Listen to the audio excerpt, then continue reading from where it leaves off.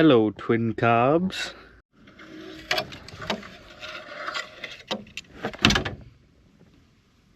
think it's got a bit of water in it. So I'm going to drain it out while I'm washing it, hopefully. I would drain the transmission as well, but I think I'm going to leave that for now. Was that the drain? That looks a bit lower down than that.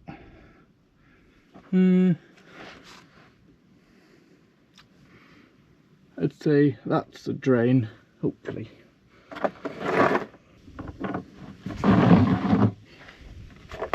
Haven't used it before. Hoping that I got the right one.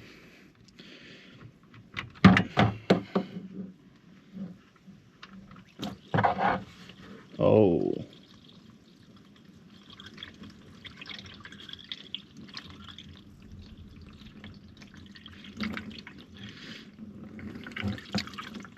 I fear my engine is full of water. Not good. Okay, I'm going to tip this first and then I'm going to get rid of it. I mean, it does turn, so the crankshaft might be okay, hopefully. I think I'm only expecting a tiny little bit. Oh god, I might have bought a dud.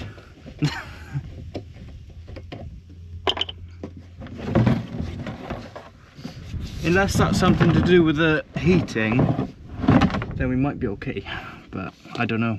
Because it's air cooled, so got no idea. Because maybe that's the oil, and that's just to help the heating. Don't know how these work. I hope that's what that is. I'm not familiar with these engines at all. Because no oil came out of that, clearly. Right, this one. I mean, there's not as much on the dipstick as there was the other day, because we have moved it since. And I don't know if it was in gear at all with us, so it might mixed up. So this is the real testy part.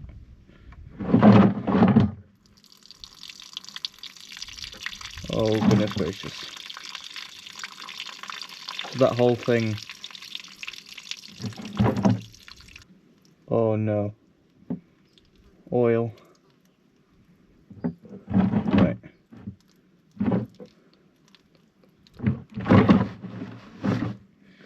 That's a lot of water. I mean, it does turn, so. Is that an oil filter? Or is that just sludge? It smells quite bad.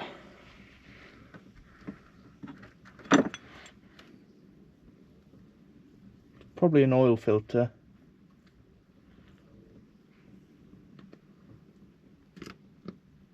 Oh. Ew. That's nasty. I hope my engine wasn't full of oil. I mean, it does turn, so might need to switch it up, because maybe this is just some heating stuff. But that seems too oily to be heating. I think that's an oil filter or something. Because I mean, there's a filter there. This is a fuel filter, but god, that's very watery oil. I mean, it does turn, so it's quite thick. At least it turns. At least I know that the crankshaft isn't completely fucked. Oh, I need a paper towel or something.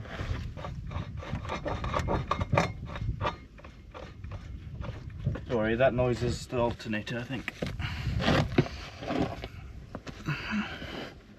That is oily.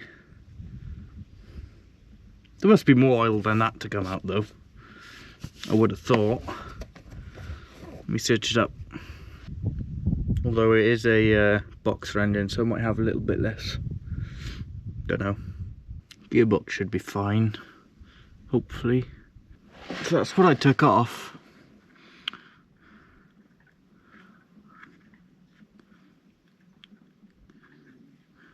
Yeah, don't know. Never worked on a boxer engine. because the cylinders are up here. This seems like a sump, although no, it is connected. I would have thought that this is a sump, and then these fins are to cool it, cool the oil, I'm guessing. I mean, there's this here as well. That might be an oil pump. Although the filter's over here. It's the trouble with being unfamiliar with certain engines. I mean, that is oil, so yeah. It might be quite a deep sump as well. So I could have just had water up to about here somewhere. Maybe the whole sump was filled up with water, but it didn't quite get up to the crankshaft. But that is nasty. I might take that off and give it a good clean. I could take a look at the dipstick, see what it's reading. It might just be clogged up though. That's why it's not coming out. I mean, it was full to a safe level. So, yeah. It's empty.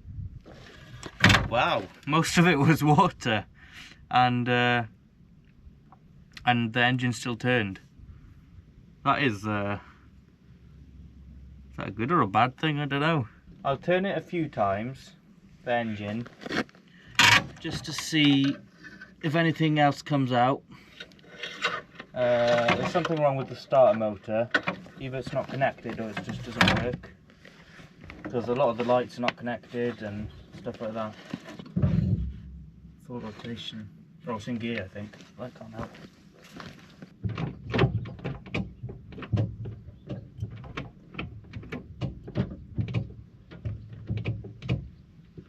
It's hard to tell where neutral is as well, because the linkage is so long. Okay, I can move it quite a bit,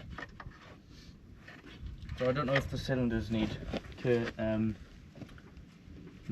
out. Can I get a thing on this? I'm just happy that the engine does turn a little bit, and the crankshaft so far doesn't seem too bad.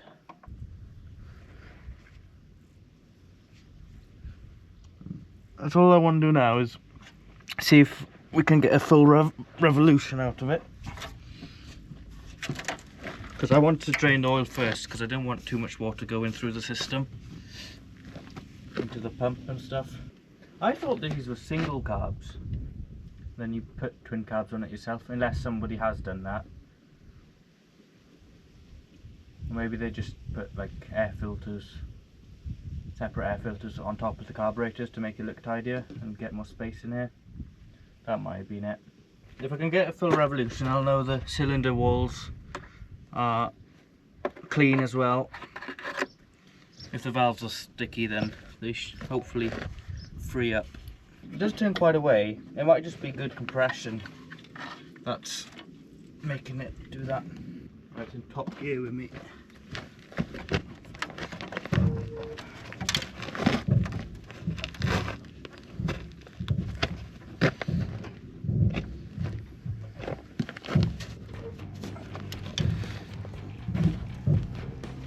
I mean, it is turning, but it's quite difficult.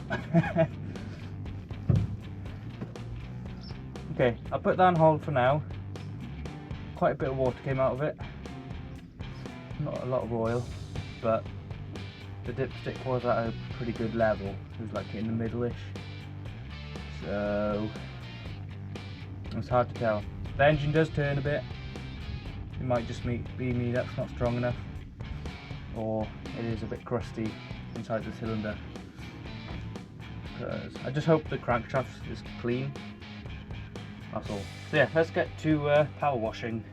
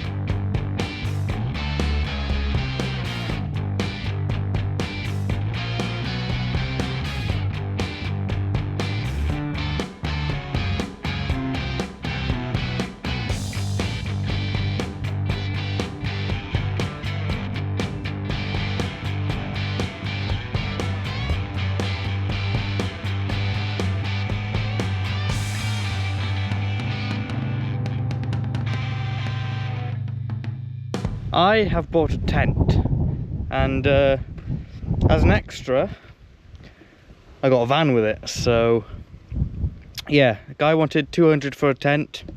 Not going anywhere under 200 for a good tent, and then the rest was this. So I got the lot for 575 quid. Don't know if it's a good deal or not,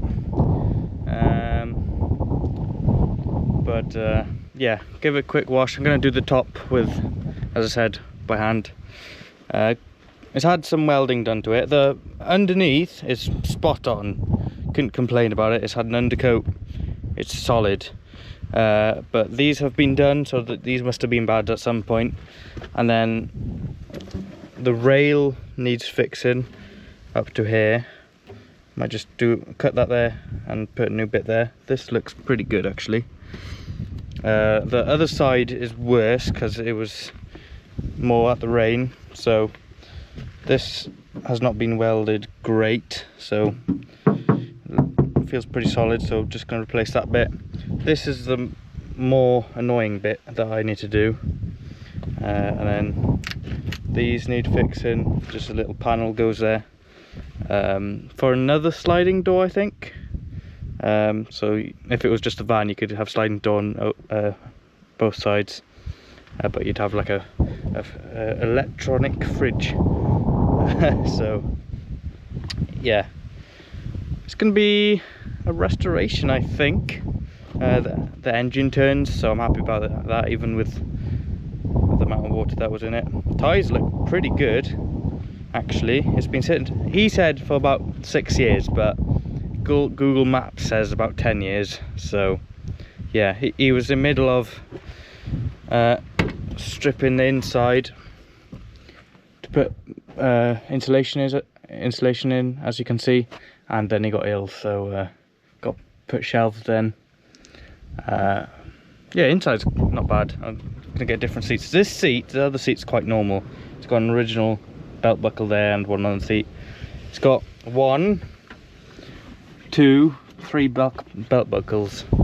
That's interesting. And then a custom gear knob as well. So it's got some hose pipe and a golf ball. I think I'll keep that like that. Got a custom stereo system, and the radio is, all the wires are out of it pretty much. We tried getting it going, but the power lead is somewhere in there. And 1 minute. Yeah, the power lead is there somewhere. The hazards work. The dips, I don't know. I think things have been unplugged, ready for installation, and they haven't been put back. I think that's what it is, because most of the stuff is a bit, well, they don't do anything. So, but the lights on the dash come on. So the headlight on the dash comes on, but these don't come on. I think we had one brake light working, and then when we put the hazards on, one side comes on, but the indicators do nothing. So I feel things have been unplugged, but it's old. It's 1983, I think. More old generation. I think that's when they started bringing more things in. Aircooled, should be 70 horsepower. Was it CU or something like that? Can't remember. But apparently the air-cooled's better than the water-cooled. Water-cooled's like 50 horsepower and this is 70. So that's cool. And less things to worry about, like the radiator. Ooh, the colour pops out on this camera. Yeah, once I clean the top, it should look a lot nicer. Hopefully I don't know what's going on behind the bumper here.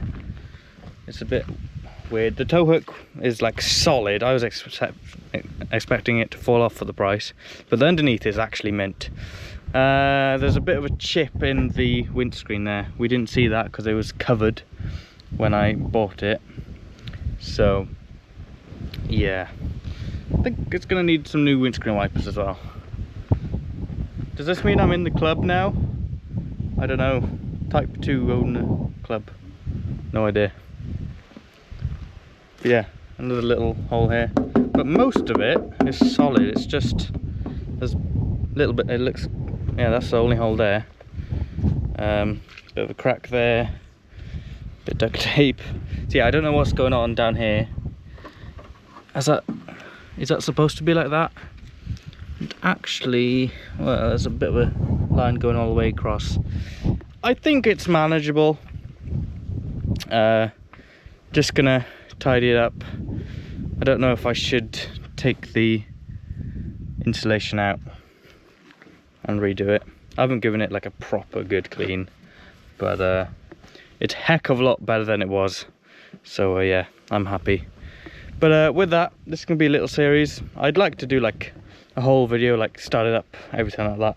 But I'm excited to show you guys this. So yeah, my camera got too hot again. It is a very hot day, to be fair. So it lasted quite a bit. But yeah, it turns off when it gets too hot. But I managed to show you a bit. So yeah, hopefully enjoy this little project. Probably a bad investment, but it's not going to be a forever thing like my 4-track. I am thinking I'm probably going to sell it as soon as it's all done. That could be up to 5 years, hopefully about 2 or 3. I'm going to try and do a good job with it, give it a full repaint and everything, and hopefully the whole fiberglass top is good. I was joking around saying, oh, I'll turn it into a boat. Top Gear reference there, Richard Hammond. But yeah, should I paint? Yeah, I think I'll paint the rims white. They're silver right now. I think I'll paint them white. I was thinking either white or black. Not gonna get other ones unless, because the handbrake was seized. Amazingly, we didn't take any of the drums off. We just attempted to get them off, and then this bolt decided it didn't want to move. So we went to the other side, and the wheel got free when we were in the middle of trying to take the drum off. So on the front, we jacked them up, and it did turn. They did turn. So yeah, hopefully you're gonna enjoy this. I think I'm gonna get different seats. Is it a bit too much to put like checkered seats in, like a checkered flag? It's yellow. Come on, cheese on wheels. Yeah. I don't really mind that much. These door cards have had a bit enough. Yeah, I don't know it's not going to be like a proper restoration. I'm going to have it a bit custom, but yeah, I don't know how this is going to go. I just want to get it to run first. The brakes amazingly worked. I'm going to top up the reservoir. I don't want them to go empty because they do work. As soon as it actually drives okay, then I'll get a whole new brake system. They're quite cheap, I think, for like back drum brakes and front disc brakes. I think they're about 100. Maybe that's not included with the master cylinder. But yeah, this has had work. That saved me a lot of time. It's just a few little holes. These ones I'm a bit more are going to be a bit more tricky for me. But yeah, obviously all the fridge and everything has been removed ages ago. There's a sink in there, but that's it. So yeah, if you've got any information about these type of T25, T3 campers, I think it's 1983, I think, please comment down below. Give me any tips and tricks. I think the sills need doing as well because of, well, I don't know. Oh, that's the door.